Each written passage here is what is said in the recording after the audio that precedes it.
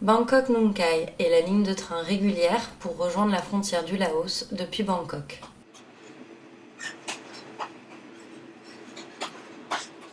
Nous sommes partis au Laos sans idée précise du film que nous avons réalisé, décidés à nous laisser porter par nos rencontres. Nous choisissons ce mode de transport authentique, bien que légèrement suranné. Il suffit d'une nuit de voyage dans un wagon couchette exclusivement réservé aux femmes et aux enfants pour arriver à Vientiane, la capitale où nous rejoignons nos amis laotiens.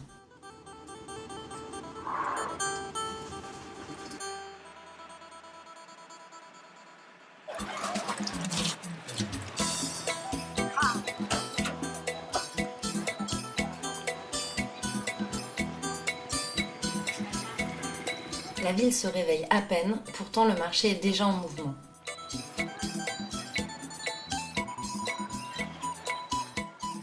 Les habitants de Vientiane s'y rendent autant le matin que le soir.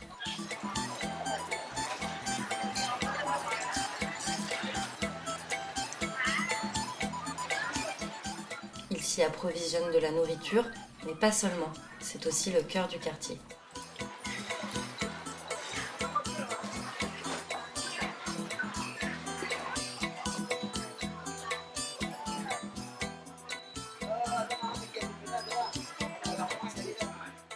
Vientiane est une capitale tranquille.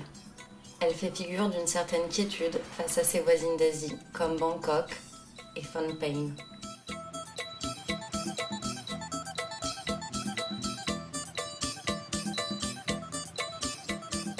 Il y règne une atmosphère zen et spirituelle. Les habitants se prélassent sur les bords du Mékong, affichent leur joie de vivre, se rendent au temple éparpillés dans la ville.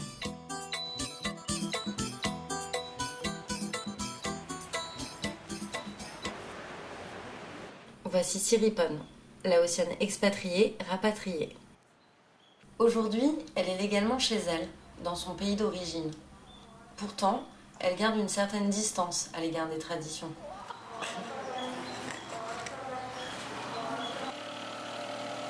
Elle et ses parents ont vécu en région parisienne. Après un passage par la Martinique, elle décide avec son mari laotien et ses enfants de revenir à Vientiane. Je vais pas très local. Ah bon, tu fais pas du tout local. Pas très local? Qu'est-ce qu'elle veut dire par là? Elle m'explique qu'elle et son mari sont considérés comme des étrangers dans leur propre pays. Des phalangues en Laos. Siriporn et Aria ont la nationalité française malgré qu'ils soient nés au Laos. Tout comme leurs parents, ils n'ont pas la double nationalité. Ils sont juste les représentants de la communauté franco-lao.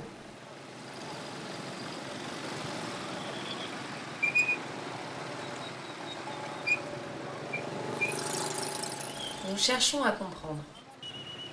C'est en 1954, avec les accords de Genève, que le royaume du Laos acquiert son indépendance, mettant un terme définitif à l'Indochine française. En 1975, les communistes s'emparent du pouvoir et le pays prend alors le nom de République démocratique populaire.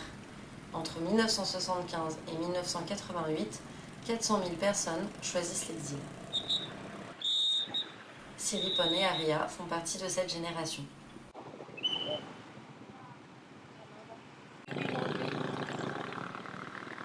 Depuis, le positionnement du gouvernement a changé.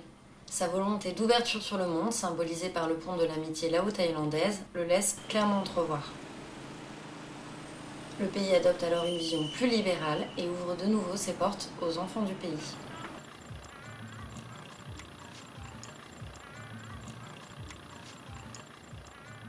Accompagnés de Siriporn, nous décidons d'aller à la rencontre des Franco-Lao qui sont revenus investir, entreprendre et créer dans leur pays d'origine.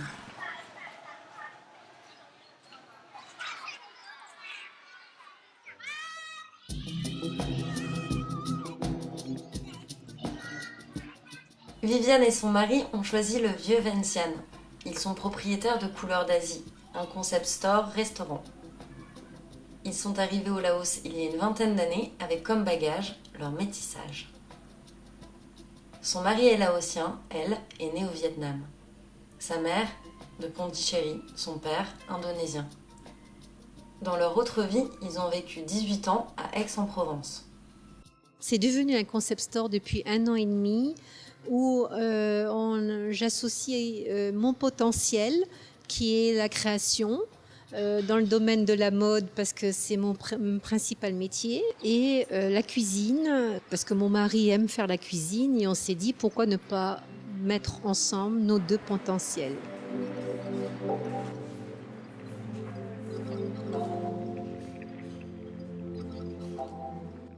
On peut trouver donc des vêtements déjà, tout ce qui est accessoires maison, ça peut être des lampes que je crée. C'est une collection pour femmes essentiellement, sur des tissus que je trouve ici.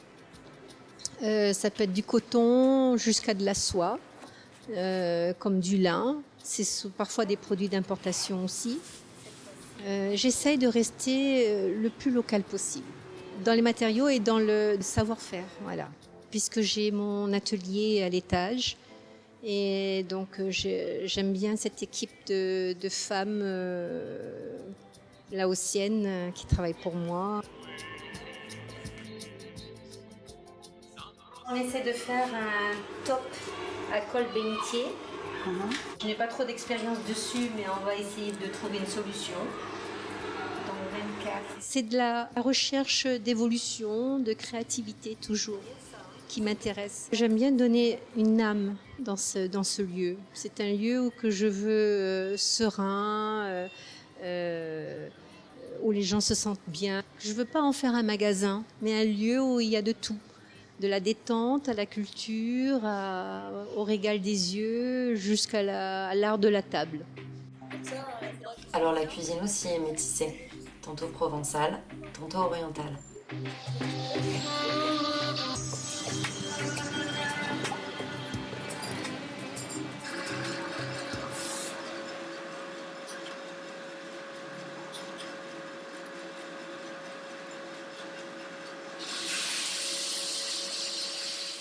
Derrière cette terrasse du centre-ville se cache une machine infernale et un dompteur de graines de café vert. Avant de craquer pour le café, ce baroudeur photographe pose son sac à dos à Valenciennes où il tombe amoureux de Paul Savane. Ensemble, ils créent le Trio Coffee. On a commencé à la maison. On a eu un petit torréfacteur, une petite machine à torréfier. On a reçu nos premiers sacs de grains verts. Moi j'étais avec le professeur. Après ce professeur est parti, j'ai fait toutes les erreurs qu'il fallait faire.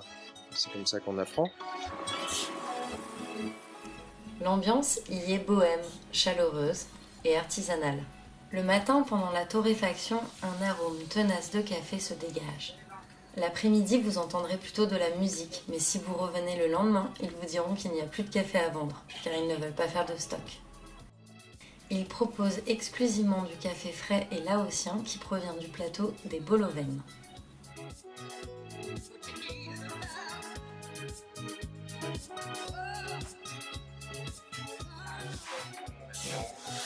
Déjà, c'est un café qui a bonne réputation, mais qui est finalement assez méconnu dans le monde. Le café Lao peut être vraiment très bon, à condition de savoir le dompter, parce que c'est pas le café éthiopien. Le café éthiopien, c'est la Rolls-Royce. Niveau torréfaction, vous le torréfiez clair, vous le torréfiez noir, il sera toujours très intéressant. Ce qui n'est pas vrai pour le café Lao. Il est difficile à comprendre, le café Lao. Mika prépare un café infusé pour lequel il faut de la patience et de l'attention.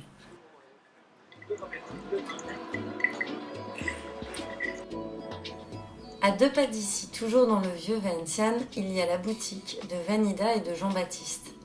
Ceux-là ont quitté Paris il y a 5 ans dans l'idée d'ouvrir un atelier de tissage pour finalement investir dans un tout autre domaine. Le projet a évolué et depuis qu'on est là, en fait, Jean-Baptiste a décoré les appartements qu'on a construits et les meubles ayant plu, on a décidé de commercialiser les meubles et d'ouvrir notre magasin.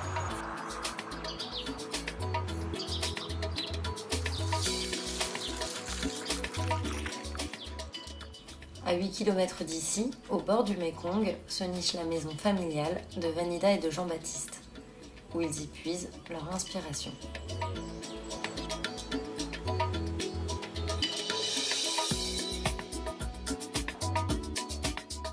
Alors on a créé une marque avec ma femme, parce que c'est une marque qui englobe plusieurs choses. Donc on s'appelle Birds Follow Spring. Ça vient d'une vieille chanson jamaïcaine. Et dedans, ça regroupe donc les meubles, les bijoux que fait ma femme en or, et puis tout ce qu'on aime en fait. Donc il y a aussi une partie d'objets qu'on achète et revend. Donc c'est une espèce de fourre-tout. On met dedans tout ce qu'on aime et tout ce qu'on veut partager.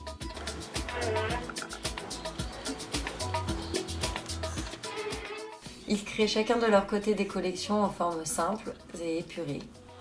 Jusqu'à présent, les meubles au Laos, comme beaucoup en Asie, étaient des meubles qui étaient très très très lourds, et de par la densité du bois et de par les designs. Et donc j'ai voulu travailler sur un style plus vintage scandinave, quelque chose comme ça, en essayant d'adapter les techniques des menuisiers et de voir ce qu'on pouvait faire avec les bois locaux.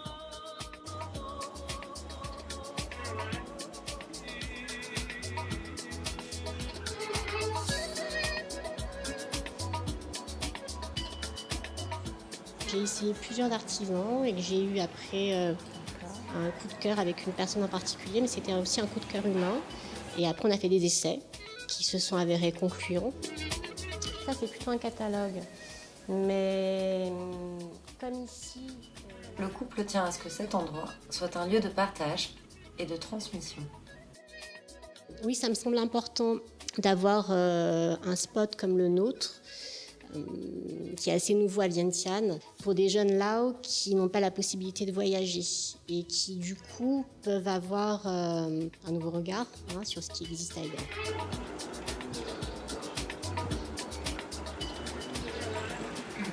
Laotiens du monde de Paris, d'Aix-en-Provence, de Montpellier, Normands ou Ardéchois, ils essaient tous de trouver leur place au Laos. Leur désir de prendre et de redonner est émouvant, leur optimisme rassurant et leur douceur de vivre convoitée.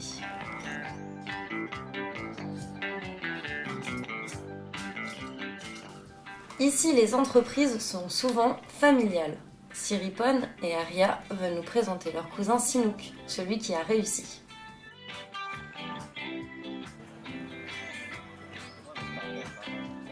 Une bonne partie de la famille travaille avec lui. Sa femme, sa fille, son gendre, son beau-frère, ses cousins. Il est arrivé il y a 23 ans avec la ferme intention de faire du business au Laos. Et ce que j'ai adopté comme affaire, c'est le café, le domaine du café. Et depuis ce temps-là jusqu'à maintenant, je suis toujours resté dans le café. J'ai développé mon affaire de café. À partir de rien, c'est-à-dire je ne connaissais rien au café. Pas plus que n'importe qui connaît la tasse de café, jusqu'à maintenant.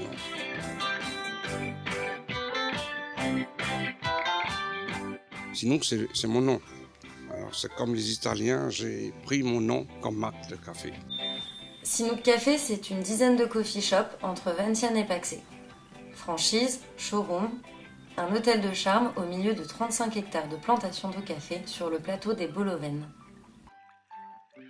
J'ai en tête la mission de servir la notoriété du café du Laos.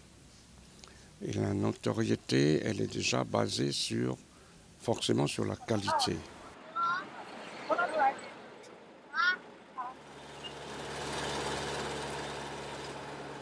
Nous prenons de l'altitude en direction du plateau.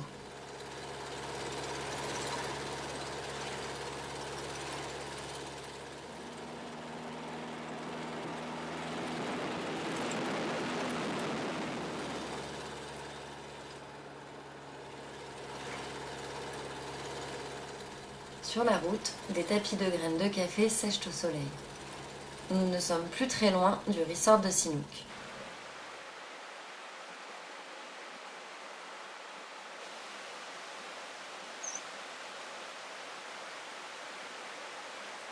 J'aime le jardin, j'aime les fleurs. Donc la plantation de café est transformée en jardin botanique progressif. C'est un plaisir de créer, de toucher à la matière, de toucher aux couleurs. C'est un plaisir.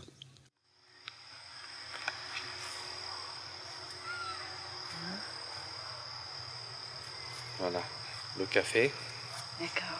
on le plante dans un pot, l'arabica, et puis on attend ça pousse. Goûter à la peau. Philippe est le maître des lieux. À travers lui résonne la voix de Sinouk.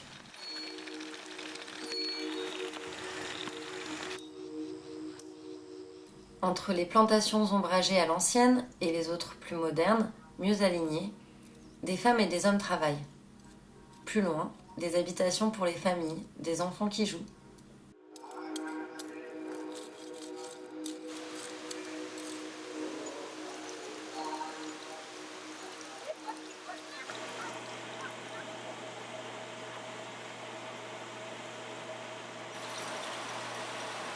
Ça, c'est du café prêt à être torréfié.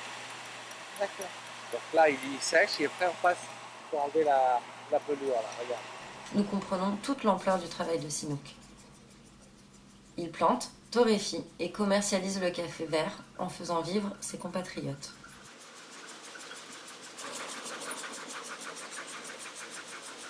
Sous ses airs de businessman se cache quelqu'un de sensible.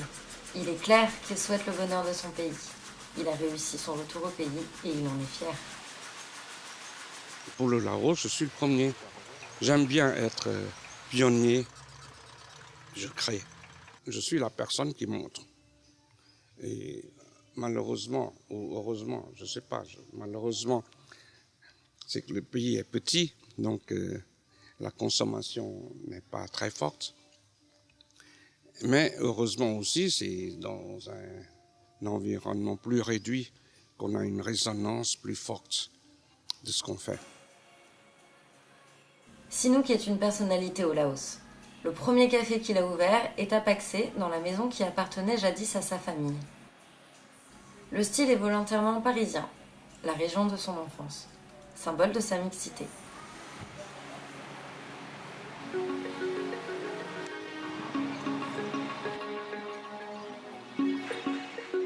Paksé est une ville de passage pour les touristes. Elle est l'escale d'une nuit avant de se rendre dans les 4000 îles, sur le Mékong au sud du Laos, à quelques brasses de la frontière cambodgienne.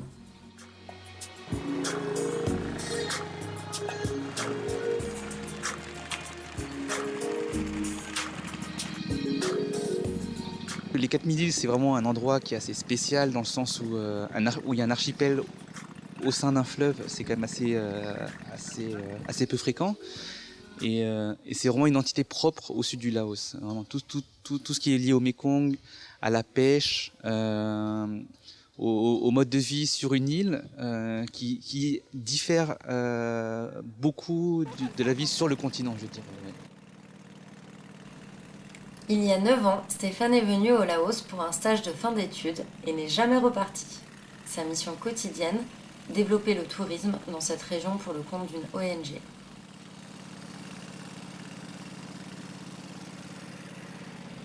Ce site naturel est à préserver coûte que coûte. C'est-à-dire créer des activités en plus de ce qui existe déjà et en faire des activités intéressantes pour les touristes qui aiment en apprendre plus sur la culture du pays qu'ils visitent.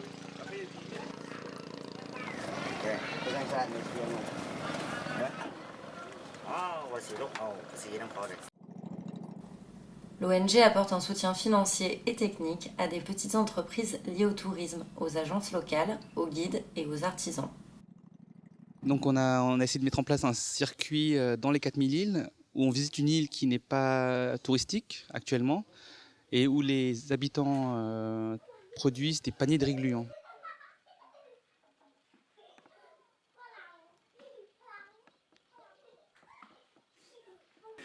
Donc un rythme de vie beaucoup plus lent, une vie beaucoup plus simple. Ça plaît beaucoup aux touristes aussi parce que justement c'est vraiment un endroit parfait pour se relaxer, pour se détendre et en même temps pouvoir apprendre un peu plus sur la vie des gens.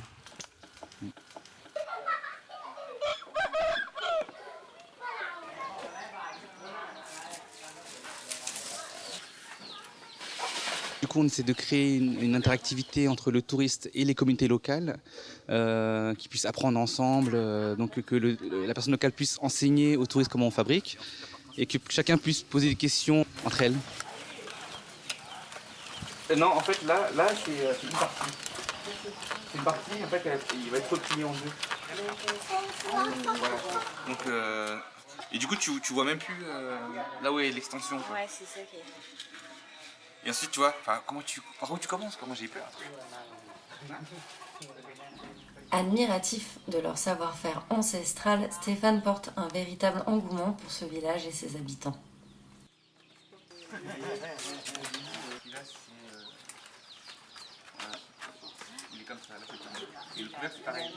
Puisant ses ressources du Mékong, l'Obadi dispose d'une terre fertile. Graines, pousses, fleurs, plantes, notre capitaine connaît toutes les herbes aromatiques de son verger.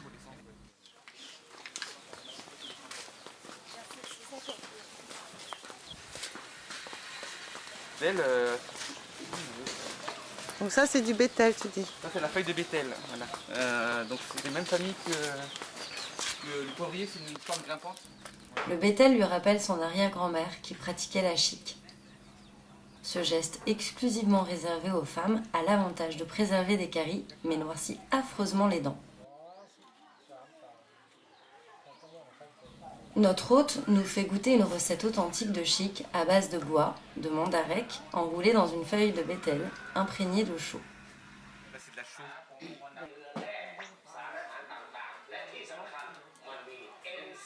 Ah, ça y est, c'est prêt? C'est prêt. C'est prêt, bon. Montre-moi, attends, montre-moi devant.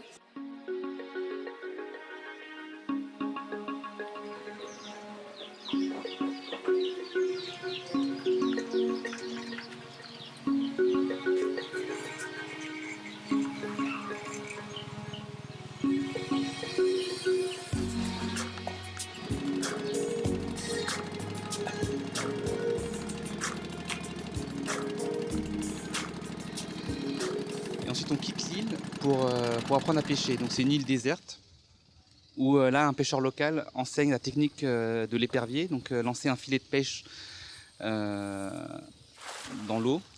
Donc, c'est plus axé sur la technique plutôt que sur la pêche elle-même. Donc, on ne cherche pas à ce que le touriste puisse avoir un poisson, mais c'est vraiment pour qu'il ait le bon mouvement, pour qu'il voit la difficulté du mouvement et qu'il puisse vraiment pratiquer. Et souvent ça marche bien parce que ça crée pas mal de liens avec le pêcheur. Souvent les touristes ils rigolent bien. Et il faut que tu lâches ta main droite là. Ouais. Comment ça? En lançant, tu lâches tout. Quoi.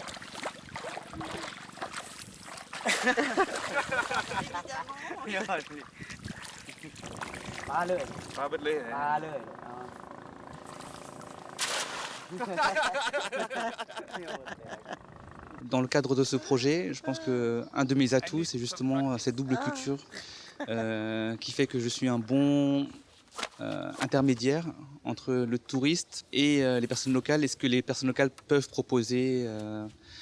C'est un gros travail, c'est pas évident tous les jours parce que c'est dur de faire allier deux cultures et que chaque culture puisse bénéficier de cet échange. Mais c'est un travail passionnant.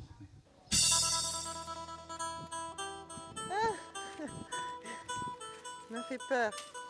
Ça va, Adi?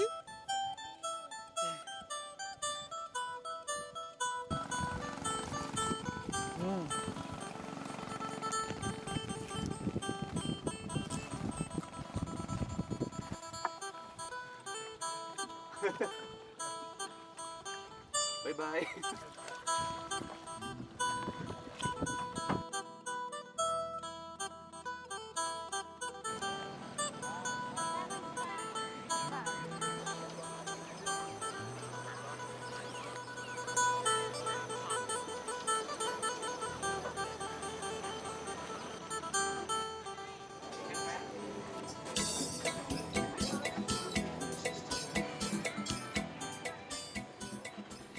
Notre aventure se termine ici.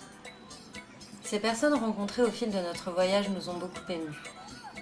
Leur volonté de s'intégrer coûte que coûte, leur désir de s'investir dans une culture dont ils ont été éloignés pour la reconquérir à leur façon, apparaît comme un miroir de notre société, moderne, mobile et métissée.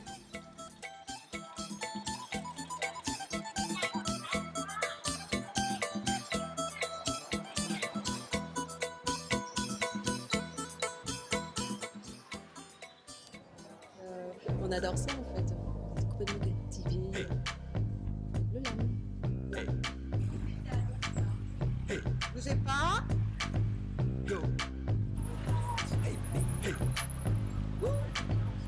Faites comme une photo.